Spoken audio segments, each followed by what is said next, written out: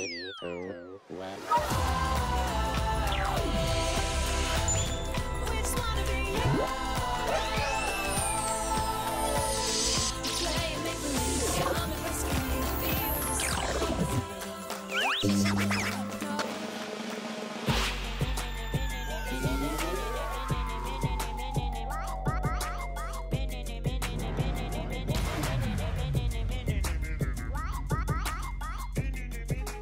조직의 언어와 일상의 언어가 어떻게 다른지를 정확하게 알지 못해서 어려움을 겪는 분들이 많이 계세요.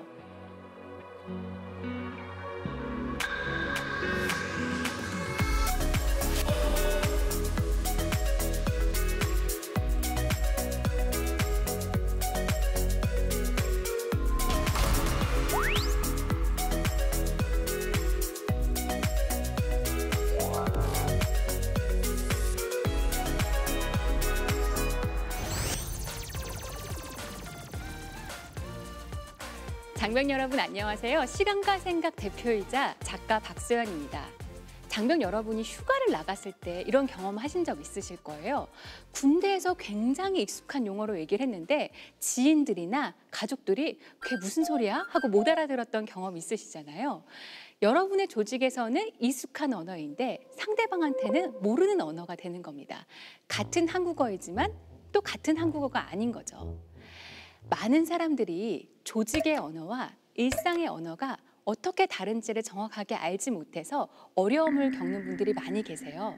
그래서 오늘 강연은 어떻게 다른지 그리고 어떻게 하면 일의 언어를 사용해서 정말 일 잘하는 사람이 될 수 있는지를 말씀드리려고 합니다. 자, 먼저 왜 단순하게 말하는 법을 배워야 할까요? 부터 시작을 할게요. 처음으로 말씀드리고 싶은 거는 사람이 바뀌었기 때문이에요.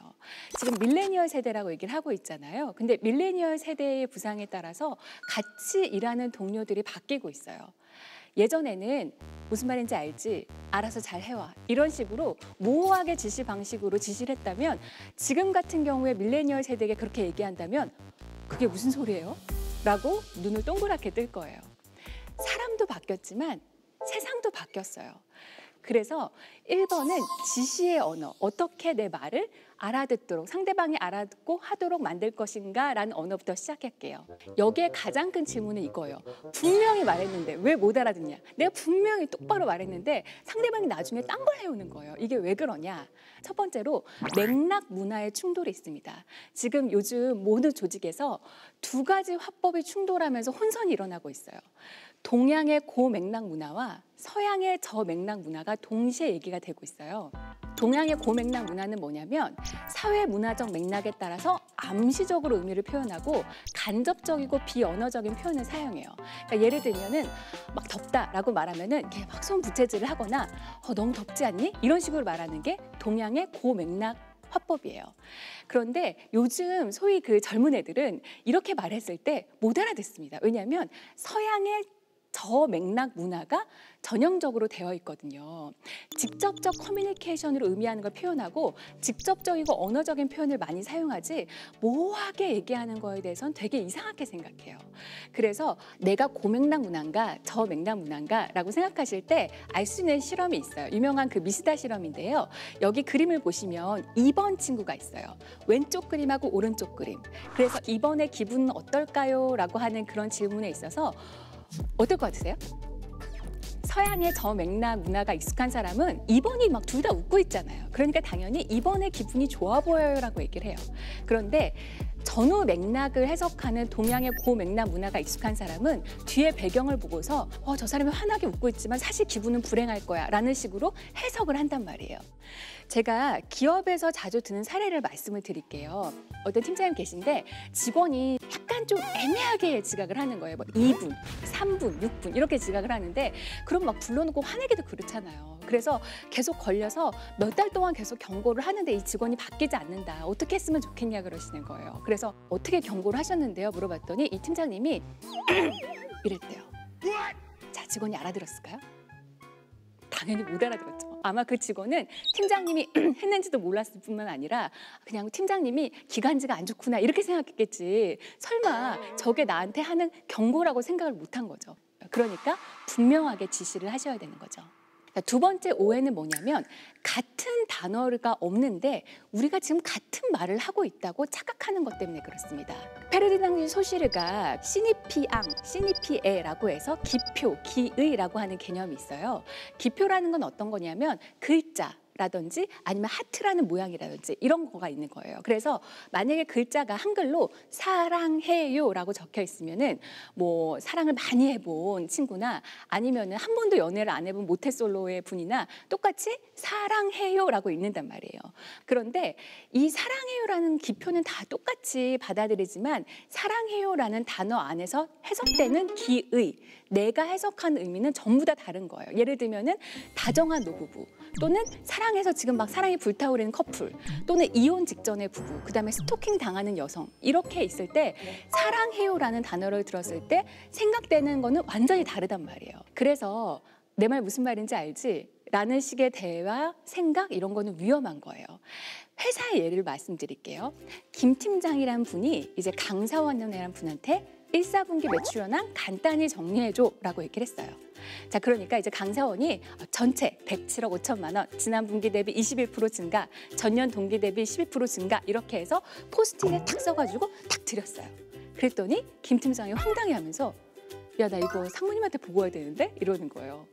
김 팀장을 생각한 간단히 정리한 1사분기 매출 현황은 전체 매출 현황, 지난 분기 대비 증감 비교, 세부 주요 항목별 추이를 한 페이지에 숫자 위주로 정리해달라 상사에게 보고할 수 있도록이 간단이에요. 자, 그러면 이분의 간단히와 그다음에 강사원의 간단히는 전혀 다른 거죠. 자, 이 경우에 누가 잘못한 겁니까? 네, 김 팀장님이 잘못했어요. 왜냐하면 김 팀장님의 머릿속은 김 팀장님밖에 모르잖아요. 본인이 이렇게 생각한 게 간단이라고 말씀하셨을 거였으면은 당연히 지시하실 때부터 정확하게 얘기를 하셨어야 됩니다. 그리고 내가 아는 건 상대방도 알겠지라고 생각을 하시면서 커뮤니케이션에 오류가 생기는 경우가 되게 많아요. 이거를 지식의 저주라고 하는데요. 내가 아는 건 상대방도 알지 않을까라고 전제를 하면서 문제들이 생기는 걸 의미합니다. 이게 심리학자 엘리자베스 뉴턴의 실험 노래 맞추기인데요. 제가 그 노래를 손뼉으로 여러분 다 아시는 노래예요. 이거를 제가 손뼉으로 쳐볼 테니까 어떤 노래인지 한번 맞춰보세요.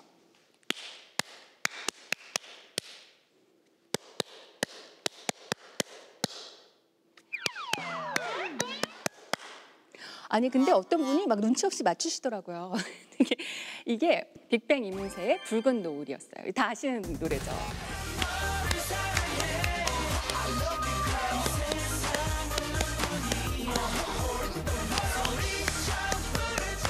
자, 이게 어떤 시리냐면 엘리자베스 뉴턴이 A그룹하고 B그룹을 나눠서 120곡을 이렇게 주면서 손뼉을 치게 했어요. 그런데 이제 얼마나 맞췄냐가 중요한 게 아니라 A그룹한테 B그룹이 얼마나 맞출 것 같아? 라고 물어봤어요. 그랬더니 A그룹은 한 절반 맞출 것 같은데요? 라고 말을 하는 거예요. 근데 당연히 지금 여러분도 아시겠지만 모르겠잖아요. 그래서 당연히 B그룹은 이 중에서 3곡밖에 못 맞췄거든요. 이게 지식의 저주입니다. 왜냐하면 A그룹 같은 경우는 손뼉을 치면서 머릿속에 이제 멜로디가 흘러가니까 상대방도 알 것 같은 거예요. 이렇게 지시를 하면서 야, 내가 저번 주에 말한 거 그건 있잖아. 이렇게 얘기를 하면은 자기는 머릿속에 그걸 가득 차고 생각하고 있었으니까 알지만 밑에 듣는 사람은 딴 생각하다가 처음 듣는 얘기이기 때문에 그게 무슨 말이신지 이렇게 된단 말이에요. 그래서 내가 아는 걸 상대방도 알겠지라고 하면서 오류가 생기는 커뮤니케이션이 많습니다. 그러면은 어떻게 지시를 해야 되나? 우리가 많이 하는 실수 중에 뭐냐면 우리는 상사한테는 너무 많이 말하고 밑에 지시한 사람한테 너무 간단히 말해요. 그래서 그렇게 하시면 안 되고 그림하고 텍스트를 활용해서 메시지를 정확하게 주셔야 돼요. 내가 만약에 뭐 이런 식으로 배치를 하고 싶다라고 말하면 아, 저번 주에 우리가 했던 그거 있잖아. 그때 우리 대대장님 왔을 때 했던 것처럼 그렇게 배치하면 돼. 이렇게 말하면 기억이 안 난단 말이에요. 그러니까 원하시는 방향이 있으면 그대로 그림을 그려서 이렇게 배치를 하고 주요 할점은 뭐고 시간별로 뭐 시킬 건 뭐고 이런 식으로 적어서 주시면은 커뮤니케이션 오류가 생기지 않을 가능성이 굉장히 높습니다. 그러면 어떻게 내가 매뉴얼대로 지시했는데 얘네들이 못 알아듣던데요? 라고 말하시는 분들을 위해서 어떻게 매뉴얼을 쓰는지 말씀드릴게요. 정말 세계적으로 유명한 그런 테마파크의 회사에서 활용하는 건데요. 그 테마파크 같은 경우는 세면대 주변에 떨어진 쓰레기를 쓰레기통에 넣는다. 그다음에 세제와 스펀지로 세면대 안쪽을 닦는다. 걸레를 물기를 흐르지 않을 정도로 짜서 반쪽 면에 세면대 안쪽을 구석구석 닦는다. 물기를 꽉 짠 걸레의 나머지 부분으로 세면대 바깥쪽을 구석구석 닦는다.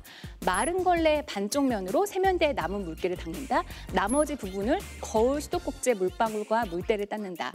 남은 휴지가 3분의 1 이하라고 하면 남아있어도 보충한다.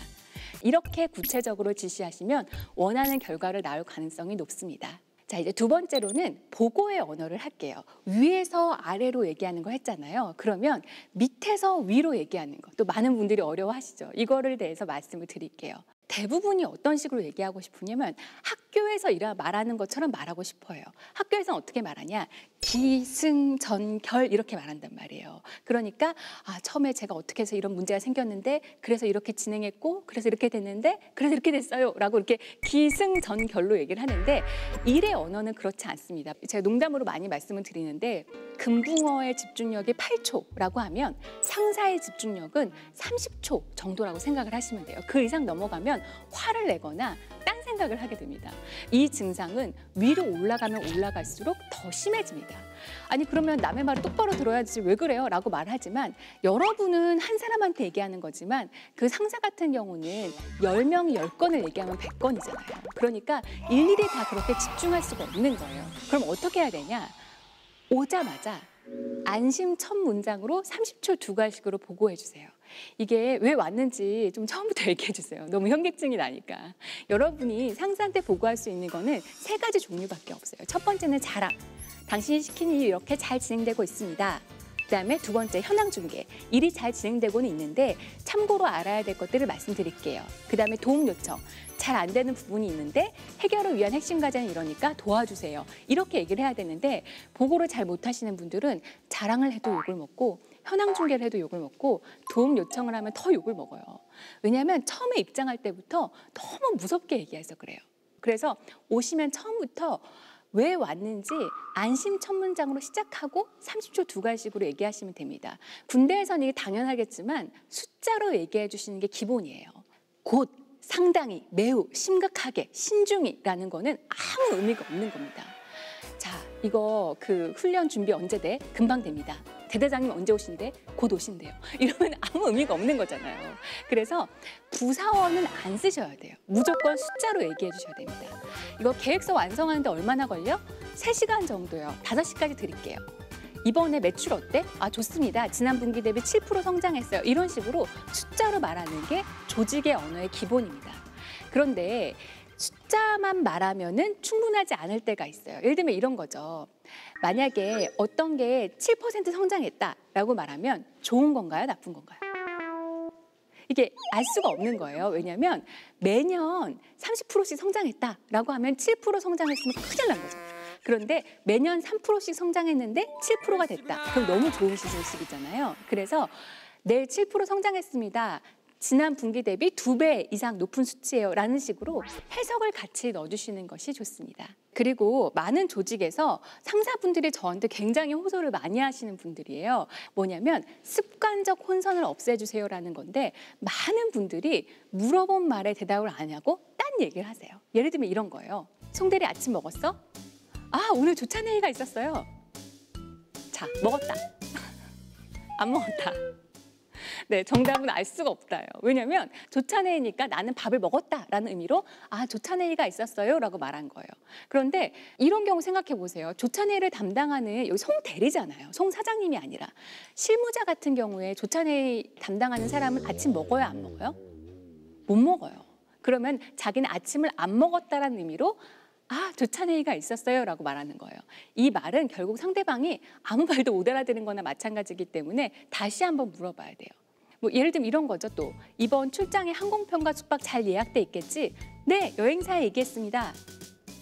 되는 거예요, 안 되는 거예요? 알 수가 없죠. 그래서 A를 물어보면 정확하게 A를 대답하셔야지 자기 나름대로 대답을 에둘러서 다시 얘기하시면 상대방은 어차피 다시 물어봐야 되기 때문에 스트레스를 올리는 대화법입니다. 그러면 이제는 바깥으로 얘기하는 소비자를 향한 마케팅의 언어를 말씀을 드릴게요. 우리가 외부에서 이렇게 커뮤니케이션을 하려고 할 때 왜 우리 진가를 몰라주죠? 라고 하는 게 많은 조직들의 고민이에요. 그런데 여기에 대한 저의 대답은 이겁니다. 자신에게 관심 없는 얘기를 어렵게 얘기해서 그렇습니다. 라고 말씀을 드릴게요. 아마존닷컴의 제프 베조스는 이런 말을 했어요. 전략은 변하지 않는 것에 토대를 두어야 한다. 사람들은 10년 후 무엇이 변할 것인지는 묻지만 무엇이 변하지 않을 것인지는 묻지 않는다. 세상이 어떻게 바뀌더라도 고객이 원하는 가치를 제공한다면 고객은 외면하지 않는다라는 말을 했어요. 사실 고객이 원하는 가치는 그렇게 자꾸 바뀌지 않습니다. 생각해 보시면 아실 거예요. 만약에 100년 전이나 지금이나 100년 후에 어디 다리에서 소원을 적어놓는 자물쇠를 만들어 놓는다던가 소원을 적어서 풍등을 올려보낸다고 했을 때 그때 소원이 완전히 달라질까요? 그렇지 않아요. 사실 우리가 진짜 원하는 진짜 열망은 크게 달라지지 않습니다. 그리고 우리가 소비자, 특히 외부와 얘기를 할 때는 왜? 라고 말하는 부분이 정확하지 않으면 상대방은 내가 이걸 왜 들어야 되지? 라고 하기 때문에 왜에서 시작하지 않은 커뮤니케이션은 힘이 없을 가능성이 많아요. 그래서 내가 어떤 상대방을 설득하고 싶다 라고 말하면 상대방한테 상대방의 Y를 말해줘야 돼요. 왜냐하면 상대방은 자신의 Y 외에는 관심이 없어요. 그런데 많은 사람들이 자기의 Y를 얘기하는 거죠. 저 너무 힘들고 너무 피곤해서 이거 안 될 것 같아요 라고 얘기하는 거예요. 그러면 자기의 Y에는 상대방의 관심이 없어요. 지금 이게 하지 않으면 우리가 계획했던 연말 그 일을 못할 것 같으니까 이거를 충원해 주셔야 될 것 같아요 라고 상대방의 Y를 얘기해야지 설득할 수 있단 말이에요. 자, 그러면 상대방의 Y는 어떤 건가? 두 가지만 기억하시면 될 거예요. 당신은 나의 꿈을 이뤄주나요? 아니면 악당을 물리쳐주나요? 두 개 중에 하나가 돼야 되는 거예요. 마케팅에서 보시거나 광고를 보시면은 이런 것들이 굉장히 흔하게 나타납니다. 왜냐하면 우리는 기존에 있는 곳에서 더 좋아질 수 있어요 라는 말보다 지금 이게 되게 문제가 있는데 이걸 해결해 줘요 라고 하는 악당을 물리쳐 줘요 라고 하는 거에 더 솔깃하게 되어 있거든요. 1920년대에 구강청결제라는 게 처음으로 나왔어요. 그런데 구강청결제를 나오려고 하는데 문제가 있는 거예요. 이걸 팔려고 하는데 뭐가 문제냐면 악당이 없는 거예요. 이게 입냄새라고 하는 개념이 없었거든요. 그래서 이 구강청결제 기업은 어떻게 했냐면 악당을 만들어냅니다. 악당을 어떻게 만들었냐면 악당이 뭐겠어요? 입냄새가 악당이죠. 그래서 시리즈별로 광고를 하기 시작하는데 이런 식이에요. 먼저 용어를 만들었어요. 그때 사람들이 모르던 할리토시스라고 하는 의학 용어가 있거든요. 그게 입냄새라는 거예요. 그런데 뭐 아무도 모르죠. 의사 외에는. 그런데 할리토시스라고 하는 약간 좀 고상한 느낌의 라틴어 느낌의 이런 용어들을 만들면서 아이들이 여러분을 싫어하나요? 입냄새 때문입니다. 남자친구가 없으신가요? 입냄새 때문입니다. 오늘까지 신부 들러리로만 사실 겁니까? 입냄새 때문입니다. 이렇게 메시지를 전하니까 이제 사람들은 입냄새가 악당이구나 라고 인식하게 됐죠.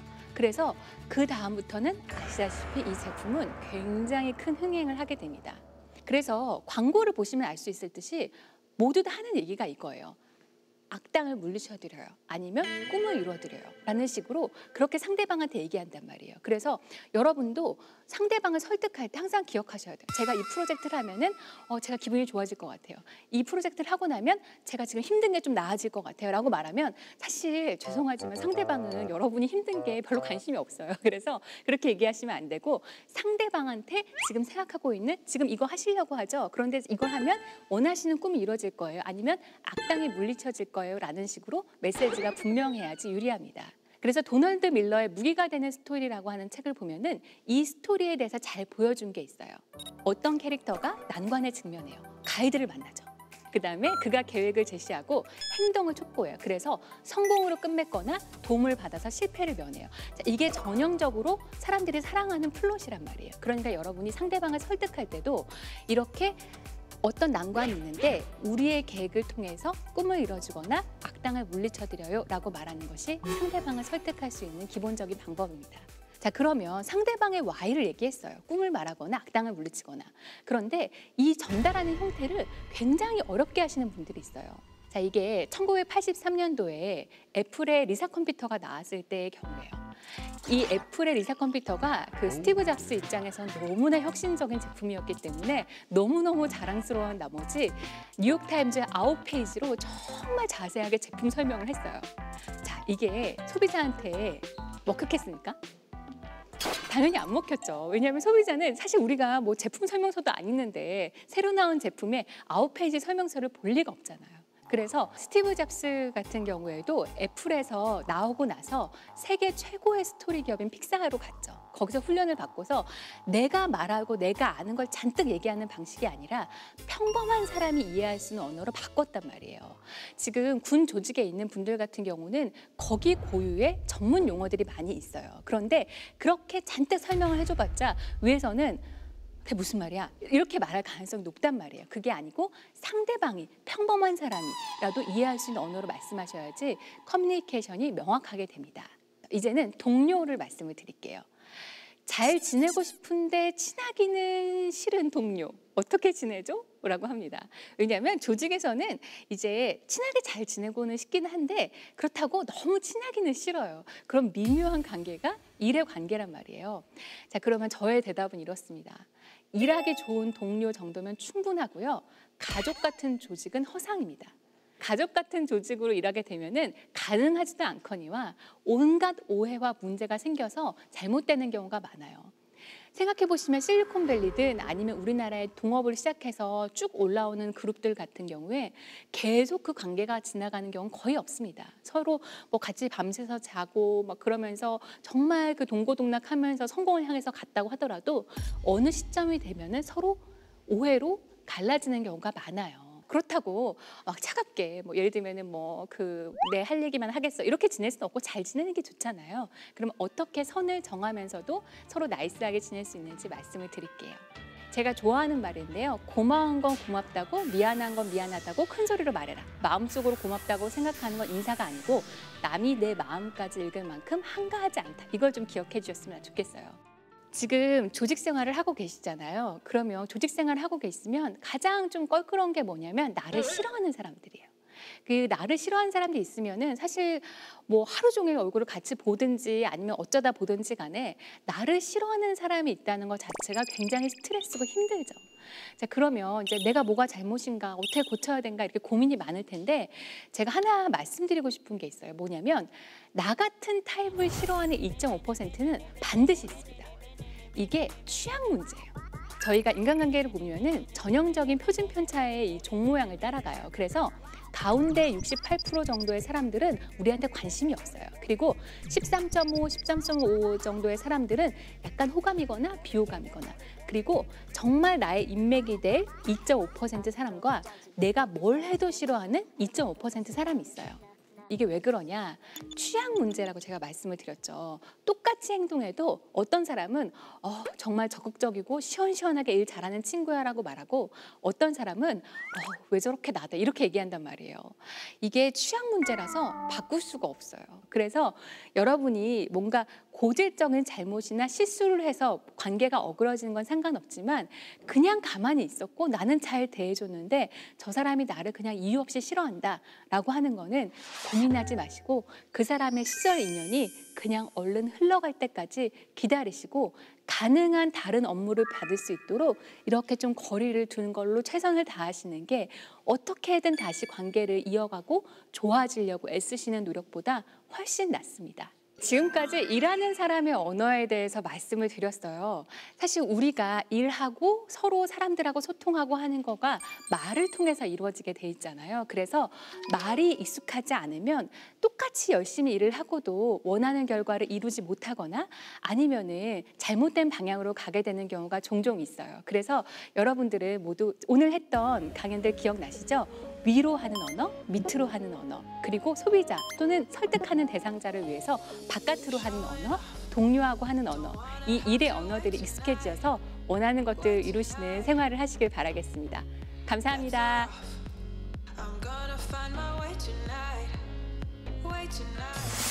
대대장님, 지금 올해 하반기 훈련 계획 다 잘 되고 있는데요. 물품 관련돼서 예산이 한 20만 원 모자랄 것 같아서 보고 드리러 왔어요. 라고 말하면 별거 아니잖아. 20만 원짜리 문제잖아요. 그러니까 편안하게 그래 왜? 이렇게 되는데 대대장님 저기 하반기 훈련 계획 관련해서 좀 말씀드릴 게 있습니다. 왜? 조금 문제가 생겼어요. 왜? 이렇게 되면서 화가 난단 말이에요. 그러면은 사실 별거 아닌 문제도 혼나게 돼 있어요. 그래서 오시면 처음부터 왜 왔는지 안심 첫 문장으로 시작하고 30초 두 가지식으로 얘기하시면 됩니다.